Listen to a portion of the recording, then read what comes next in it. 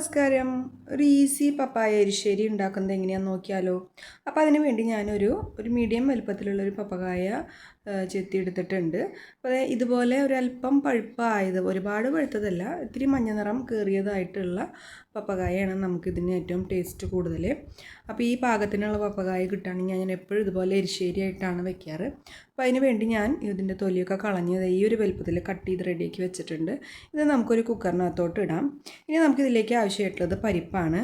ഞാനൊരു അര ഗ്ലാസ് പരിപ്പ് കഴുകിയതാണ്. വെള്ളത്തിലിട്ട് കുതിർത്തിയിട്ടൊന്നുമില്ല.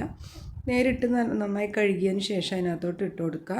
പിന്നെ ആവശ്യത്തിന് ഉപ്പ്, 1 ടീസ്പൂൺ ഉപ്പിട്ട് കൊടുത്തിട്ടുണ്ട്. ഒരു 1/4 ടീസ്പൂൺ മഞ്ഞളും 1/2 ടീസ്പൂൺ മുളക് പൊടിയും ഇടാം.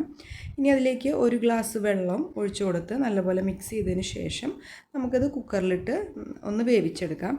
അപ്പോൾ ഒരു വിസിൽ മതി. ഒരു വിസിൽ വന്ന ഉടനെ തന്നെ നമുക്ക് ഗ്യാസ് ഓഫ് ചെയ്യാം. പിന്നെ ഇതിൻ്റെ ഫ്ലെയിം മീഡിയം ഫ്ലെയിമിലാണ് വെച്ചിട്ടുള്ളത്.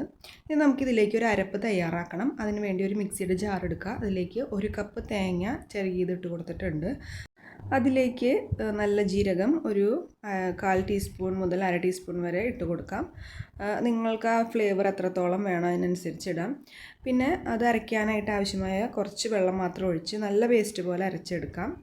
ഇപ്പോൾ അതാ കുക്കർ ഒരു വിസിലടിച്ച് അതിൻ്റെ പ്രഷറൊക്കെ കംപ്ലീറ്റ് പോയതിന് ശേഷം തുറന്നു നോക്കി. പപ്പായയും പരിപ്പൊക്കെ നന്നായി വെന്തുണ്ട്, ഉടഞ്ഞൊന്നും പോയിട്ടില്ല.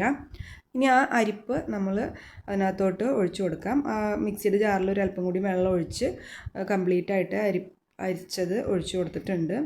ഇനി നമുക്ക് ഒരു മീഡിയം ഫ്ലെയിമിൽ തന്നെ ഇട്ടൊന്ന് തിളപ്പിക്കണം. തേങ്ങയുടെ പച്ചമണമൊക്കെ പോകണം. ഒരു 4-5 കറിവേപ്പിലയും കൂടി ഇട്ടിട്ടുണ്ട്, അതിൻ്റെ ഒരു ഫ്ലേവർ അതിനകത്തോട്ട് വരാൻ വേണ്ടിയിട്ട്. ഇനി ഇത് തിളയ്ക്കും തോറും ഇതിൻ്റെ വെള്ളം ഒക്കെ ഒന്ന് വറ്റി പപ്പായയൊക്കെ നല്ല ഉടഞ്ഞ് വരും. അതങ്ങനെ തന്നെ വരുന്നതാണ് അതിൻ്റെ ടേസ്റ്റ്. നല്ലൊരു കുഴമ്പ് പരുവത്തിലാണ് അതിന് വരിക. ഒരു എരിശ്ശേരിയാണല്ലോ. പിന്നെ അതിൻ്റെ വെള്ളമൊക്കെ വറ്റുമ്പോൾ ഇതുപോലെ തിളയ്ക്കാനൊക്കെ തുടങ്ങും. അപ്പോൾ ഇത്രയേ ഉള്ളൂ. ഇനി നമുക്ക് കടുക് കാച്ചി കഴിഞ്ഞാൽ നമ്മുടെ എരിശ്ശേരി റെഡിയായി. അപ്പോൾ ഞാൻ കടുക് കാച്ചാനായിട്ട് ഒരു ചെറിയ പാത്രത്തിൽ കുറച്ച് വെളിച്ചെണ്ണ ഒഴിച്ച് കൊടുത്തിട്ടുണ്ട്. 1 ടീസ്പൂൺ കടുക് ഇട്ട് കൊടുത്ത് പൊട്ടിക്കുക. അതിനുശേഷം 2 വറ്റൽമുളക് പൊട്ടിച്ചിടുക. പിന്നെ അതിലേക്ക് ആവശ്യത്തിന് കറിവേപ്പിലയും ഇടുക. ഇത്രയേ ഉള്ളൂ. ഇനി നമുക്ക് ഈ കടുക് കാച്ചിയത് നമ്മുടെ കറിനകത്തോട്ട് ഇട്ട് കൊടുക്കാം.